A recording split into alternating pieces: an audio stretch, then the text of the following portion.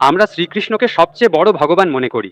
যখন আমি হিন্দু শাস্ত্র পড়ি, শ্রীকৃষ্ণ শঙ্খচূড়ের স্ত্রী তুলসী দেবীর সাথে ধর্ষণ করেছিলেন। তাহলে কেন আমরা একজন ধর্ষণকারীকে ভগবান হিসাবে মানি? কিন্তু আমি যদি এসব কথা বলি তাহলে তো দাঙ্গা হাঙ্গামা লেগে যাবে, তাই না? শিব ভিক্ষা করে নিজের পেট চালাতেন এবং নেশার জিনিস খেতেন। তাহলে একজন ভিখারি আর নেশাখোরকে আমরা কেন ভগবান হিসাবে মানি? এইসব আমি বক্তৃতায় বলি না, কারণ আমি চাই না অন্য কারো ধর্মগ্রন্থ নিয়ে সমালোচনা করতে। আসসালামু আলাইকুম প্রিয় দর্শক, ডাক্তার জাকির নায়েক একজন হিন্দু, তিনি তাদের শ্রীকৃষ্ণকে নিয়ে তিনি একই অভিযোগ জানালেন। হ্যাঁ প্রিয় দর্শক, একজন হিন্দু হয়ে তাদের ভগবানকে নিয়ে তিনি একই কথা বলে ফেললেন। সে হিন্দুটি বলছেন যে শ্রীকৃষ্ণ নাকি ধর্ষণ করেছেন, তাহলে তাকে আমরা কেন ভগবান মনে করব? তিনি তো একজন ধর্ষণকারী। আর তিনি আরেকটিও প্রশ্ন করেছেন যে শিবলিঙ্গ নাকি তিনি ভিখারি ছিলেন ও তিনি মদ্যপান করত, তাহলে তাকেও কেন আমরা ভগবান মনে করব? হ্যাঁ প্রিয় দর্শক, তাদের ভগবানকে নিয়ে এরকম কথা বললেন। তিনি শ্রীকৃষ্ণকেও কিন্তু তিনি ধর্ষণকারী বলছেন যে আমি কেন শ্রীকৃষ্ণকে ভগবান মনে করব, কেন তার পুজো করব? তো চলুন, ডাক্তার জাকির নায়েকে দুটি প্রশ্ন করেছেন যে আগেও কি শ্রীকৃষ্ণ ধর্ষণ করেছেন। তো এই ভিডিওটি সম্পূর্ণ দেখলে কিন্তু বুঝতে পারবেন, বিশেষ করে হিন্দু ভাইরা ভিডিওটিকে সম্পূর্ণ দেখবেন। কোনটি সঠিক বা কোনটি মিথ্যা, এই ভিডিওটি শুধুমাত্র আমরা শিক্ষামূলকভাবে বানানো হয়েছে, কাউকে ছোট করার জন্য বানানো হয়নি। তো অতি অবশ্যই এই ভিডিওটিকে শিক্ষামূলকভাবে নেবেন। তো চলুন, ডাক্তার জাকির নায়েক কী উত্তর দিলেন। দুটি প্রশ্ন করেছিলেন সেই হিন্দু ভাইটি, তো আমরা শুনে আসবো কি বললেন ডাক্তার জাকির নায়েক। শ্রীকৃষ্ণ কি আগেও ধর্ষণ করেছিলেন কিনা আমরা কিন্তু শুনে নেব ডাক্তার জাকির নায়েকের মুখ থেকে। আমার নাম টুপু পাল। আমি মেঘালয় থেকে এসেছি। আমার প্রশ্ন হলো, আমরা শ্রীকৃষ্ণকে সবচেয়ে বড় ভগবান মনে করি। যখন আমি হিন্দু শাস্ত্র পড়ি, সেখানে লেখা আছে যে শ্রীকৃষ্ণ শঙ্খচূড়ের স্ত্রী তুলসী দেবীর সাথে ধর্ষণ করেছিলেন। তাহলে কেন আমরা একজন ধর্ষণকারীকে ভগবান হিসাবে মানি? ভাই সাহেবের প্রশ্ন এটা। জাম শ্রীকৃষ্ণকে আমরা ভগবান মানি, যদি তিনি ধর্ষণ করে থাকেন তাহলে ধর্ষণকে কেন ভগবান হিসাবে মানবেন ভাই সাহেব? যেমন আমি বলেছি, আমি হিন্দু ধর্মীয় বই পড়েছি, বেদ পড়েছি, মহাভারত পড়েছি, রামায়ণ পড়েছি, এবং যখন আমি জনসমক্ষে প্রচার করি তখন আমি এমন প্রচার করি, ভালো কথা বলি। আমি পড়ি, সব কিছু স্পষ্টভাবে বলি এবং বলি যে বিভেদ করি না। আপনি যে প্রশ্ন করেছেন কেন মানেন, আমি আপনাকে জিজ্ঞাসা করব আপনি কেন মানেন। আপনি যদি বলেন মানা উচিত না, তাহলে আপনি মানবেন না। তাহলে আমি মনে করি, যদি শ্রীকৃষ্ণ সত্যিই ভগবানের অবতার হন, যদি সত্যিই তিনি নবী হন, তাহলে কোনো নবী কখনো ধর্ষণ করতে পারেন না। লেখা আছে তাই আমি বলছি, যা বই বা গ্রন্থে লেখা আছে। আমি জানি, আমি আপনাকে উত্তর দিচ্ছি।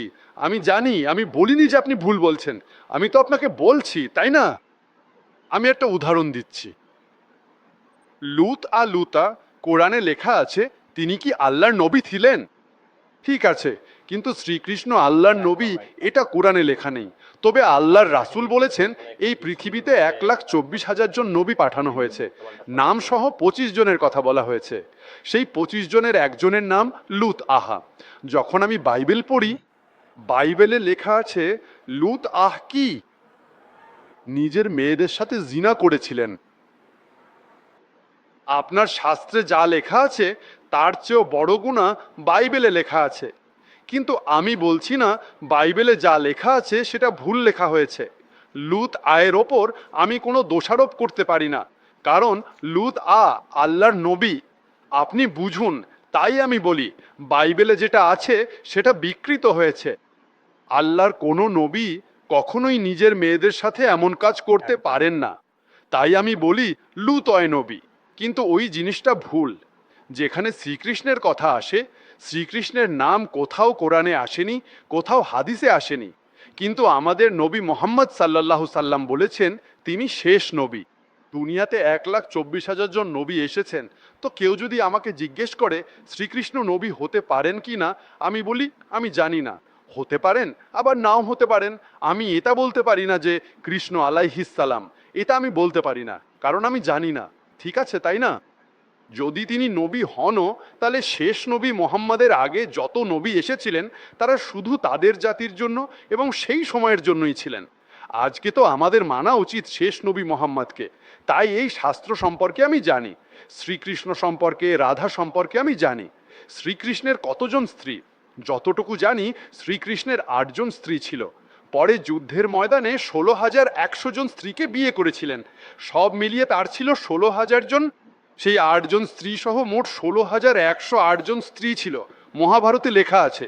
আর সেই 16,108 জনের মধ্যে রাধা তার স্ত্রী ছিলেন না। আর আপনি যা বলেছেন সেটাও ঠিক। এখন আমি বেশি খুঁটিনাটি আলোচনা করতে চাই না, মানুষ বলবে জাকির খোঁচা দিচ্ছে। আমি এই কথাটা একেবারেই মানি না যে এটা আল্লাহর পক্ষ থেকে হতে পারে। আপনি বুঝতে পারছেন তো? যদি শ্রীকৃষ্ণ, তিনি যদি আল্লাহর অবতার হন বা নবী হন, তাহলে কোনো নবী এমন কাজ করতে পারেন না। আপনি বুঝলেন তো? তাই এই জিনিসটা আমি মানি না। আপনি কি মনে করেন শ্রীকৃষ্ণ এমন করতে পারেন? লেখা আছে তো। লেখা আছে তো, কিন্তু আপনি জানেন, একদম ঠিক বলেছেন, আমিও এটা মানি না। আমিও এটা মানি না, কারণ কোনো ঈশ্বরের নবী বা যদি নবী হন যারা ভালো মানুষ, নবীর কথা তো অনেক দূরের, কোনো ভালো মানুষই ধর্ষণ করতে পারে না। নবী তো অনেক দূরের কথা, বুঝলেন তো? কোনো ভালো ধার্মিক মানুষই ধর্ষণ করতে পারে না। তাই প্রশ্ন ওঠে। এই কারণেই আমি এসব কথা মানুষের সামনে তুলে ধরি না, না হলে মানুষ বলবে এই লোক ঝগড়া লাগিয়ে দিচ্ছে।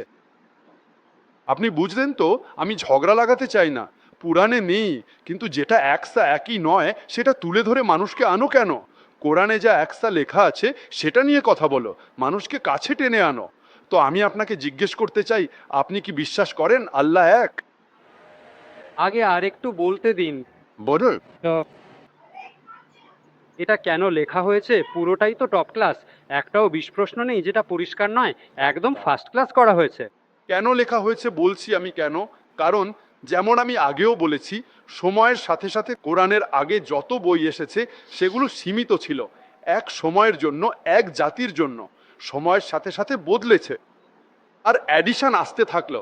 যেমন আমি আগেও বলেছি, মহাভারত আসলে, যখন আপনি পণ্ডিতদের জিজ্ঞেস করবেন, মা 12, প্রথমবার অর্জুনের নাতি বলেছিল মা 12, তখন ছিল 8,000 শ্লোক।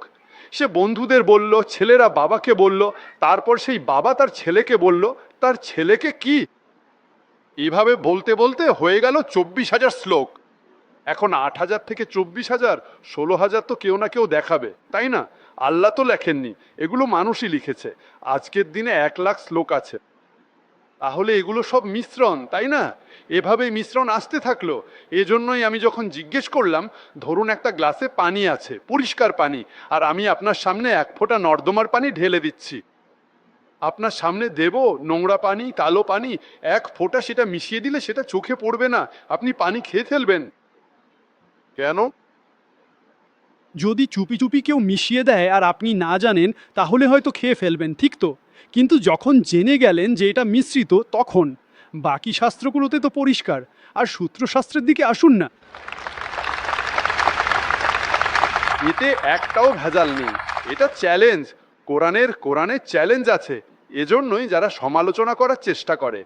একজন বিখ্যাত ব্যক্তি আছেন, উইলিয়াম মোর, যিনি ইসলাম নিয়ে অনেক বিদ্রূপ করেন। এই উইলিয়াম মোর, যিনি ইসলামের সবচেয়ে বড় বিরোধী ছিলেন, 200 বছর আগে লিখেছিলেন একমাত্র ধর্মীয় বই যা এখনো পর্যন্ত 100% হুবহু সেইরকমই আছে, একটুও ভেজাল নেই। ঠিক এমনই তিনি বলেছেন, সেটা কোরআন। তাই যিনি সমালোচনা করেন তিনিও লিখেছেন যে একমাত্র 100% সঠিক বই এখনো পর্যন্ত কোরআন। তাই যদি আপনি জানতে পারেন যে অন্য বইগুলোতে ভেজাল আছে, তাহলে সঠিক বইয়ের দিকে আসুন, কোরআনের দিকে আসুন। আমরা এই বিষয়টি জানি, কিন্তু সাধারণ মানুষ তা জানে না। মানুষকে ছেড়ে দিন, আপনি আগে কেন বিশ্বাস করেননি? আছেন, আপনি জানেন আপনি আমল করছেন, তাহলে বাকি মানুষ কেন আমল করবে? মানুষ তো খারাপ দেখে না, শুধু বলে ভালো ভালো, কিন্তু লেখা তো আছে, তাহলে আমরা শাস্ত্র কেন মানব? তাহলে আমি আপনাকে জিজ্ঞেস করি, আপনি কেন বিশ্বাস করছেন? আমারও একটা ছোট প্রশ্ন আছে, জিজ্ঞেস করুন। কাল লাইনে দাঁড়িয়েও সুযোগ পায়নি। ঠিক আছে, এখন সুযোগ পাবেন, ওনাকে বলুন, জিজ্ঞেস করুন।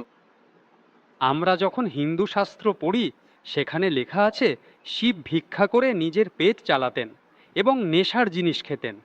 তাহলে একজন ভিখারি আর নেশাখোরকে আমরা কেন ভগবান হিসাবে মানি? আমি আপনার শাস্ত্র পড়েছি, এইসব আমি বক্তৃতায় বলি না, কারণ আমি চাই না অন্য কারো ধর্মগ্রন্থ নিয়ে সমালোচনা করতে। আমি মানি আপনি যা বলছেন একদম ঠিক বলছেন, কিন্তু আমি যদি এসব কথা বলি তাহলে তো দাঙ্গা হাঙ্গামা লেগে যাবে, তাই না? আমি শান্তিপ্রিয় মানুষ। কোরআনেও লেখা নেই যে মানুষকে সমালোচনা করো। কোরআনে সূরা আনাম সূরা নম্বর 6 আয়াত নম্বর 108-এ লেখা আছে, যারা অন্য দেবতাকে ডাকে, ভুল দেবতাকে ডাকে, আল্লাহ ছাড়া, তাদের গালি দিও না। বাকি যারা সঠিক ঈশ্বর ছাড়া অন্য দেবতাকে ডাকে, তাদের গালি দিও না, না হলে অজ্ঞতার কারণে তারা আল্লাহকেও গালি দেবে। কোরআনে লেখা আছে, যারা বাকি মানুষ, যারা আল্লাহ ছাড়া অন্য কোনো ঈশ্বরকে ডাকে, তাদের গালি দিও না, না হলে অজ্ঞতার কারণে তারা আল্লাহকেও গালি দেবে। তাই আপনি যা বলছেন একদম ঠিক। আমি কোথায় বলেছি এটা ভুল? এজন্যই তো আমি আপনাকে বলি, যদি সব কিছু ভুল হয় তাহলে আপনি সঠিক পথে আসেন না কেন? দুই ভাই একসাথে। দুই ভাই একসাথে, মাশাআল্লাহ, দুইটা প্রশ্ন, দুই ভাই। ভাই আপনার নাম কি? আপনার নাম কি ভাই? আমার নাম সুব্রত পান। ও পোফাল। টপু, পরমাশালা এবং দুই পাল এখানে চলে এসেছে, মাশাআল্লাহ। আপনারা দুজনেই বিশ্বাস করেন যে একমাত্র আল্লাহ আছেন। আপনারা দুজনেই বিশ্বাস করেন যে বুদ্ধ পূজা ভুল, মূর্তি পূজা ভুল। আপনি? বিশ্বাস করেন যে মোহাম্মদ সাল্লাল্লাহ শেষ নবী। জি হ্যাঁ। এখন বলুন, কেউ কি আপনাকে জোর করে এই সিদ্ধান্ত নিতে বাধ্য করছে? জল্লা। কেউ কি জোর করছে? না। কোনো চাপ আছে কি? আপনি কি নিজের ইচ্ছায় করতেছেন? জি স্যার। কেউ কি আপনাকে কোনো ঘুষ দিচ্ছে? না। ইনশাল্লাহ আমি আরবিতে বলবো, আপনি তা পুনরাবৃত্তি করুন। तो मैं अरबी में कहूंगा, आप उसे दोहराइए। अशहदु আশহাদু अल्लाह আল্লাহ इलाहा ইলাহা इल्लल्लाह ইল্লাল্লাহ व अशहदु ওয়া আশহাদু अन्ना আন্না मुहम्मदन মুহাম্মাদান अब्दुहु আবদুহু व रसूलुहु। ওয়া রাসূলুহু। मैं शहादत मैं शहादत देता हूँ देता हूँ कि कि अल्लाह अल्लाह के अलावा के अलावा कोई माबूद नहीं कोई माबूद नहीं और और मोहम्मद मोहम्मद सल्लल्लाह सल्लल्लाह अलैहि वसल्लम अलैहि वसल्लम उसके उससे पैगंबर पैगंबर और बंदे हैं। बंदे हैं। माशाअल्लाह, আল্লাহ তাআলা। তো প্রিয় দর্শক, আপনারা দেখলেন ডাক্তার জাকির নায়কের একজন হিন্দু ভাই প্রশ্ন করেছিলেন তাদের শ্রীকৃষ্ণকে নিয়ে, তাদের ভগবানকে নিয়ে, যে শ্রীকৃষ্ণ নাকি ধর্ষণ করেছেন। হ্যাঁ প্রিয় দর্শক, তো আমরা কেন তাকে ভগবান মনে করব? আর আরেকটি প্রশ্ন করেছেন যে শিব নাকি তিনি মদ্যপান করতেন ও ভিখারি ছিলেন, তাহলে তাকেও কেন আমরা ভগবান মনে করব? একজন হিন্দু হয়ে কিন্তু তাদের ভগবানকে নিয়ে এরকম কথা বললেন, এটা কি আদৌ সত্য? তো ডাক্তার জাকির নায়ক কিন্তু কী বললেন আপনারা শুনতে পেলেন। ডাক্তার জাকির নায়ক তিনি কিন্তু এটা সত্য বা এটা মিথ্যা হতে পারে, পুরোপুরিভাবে কিন্তু ডাক্তার জাকির নায়ক বললেন না। তো প্রিয় দর্শক, ডাক্তার জাকির নায়কের উত্তরটি আপনার শুনে কেমন লাগলো তো অবশ্যই বলবেন। কী শিখতে পারলেন এখানে, ডাক্তার জাকির নায়কের উত্তরটি সঠিক ছিল কি না, ও তো অবশ্যই কিন্তু কমেন্ট বক্সে কমেন্ট করে জানিয়ে যাবেন। আর এই ভিডিওটিকে হিন্দু ভাইদেরকে বেশি বেশি শেয়ার করবেন। আর এই ভিডিওটি শুধুমাত্র শিক্ষামূলকভাবে বানানো হয়েছিল, কোনো ধর্মকে ছোট করার জন্য বানানো হয়নি। তো অবশ্যই আমাদের শিক্ষামূলক চ্যানেলটিকে সাবস্ক্রাইব করে যাবেন, ভিডিওটিকে বেশি বেশি শেয়ার করে দেবেন, আমাদের মা বোনদেরকে দেখার সুযোগ করে দিবেন। তো দেখা হবে নতুন একটি ভিডিওর সাথে।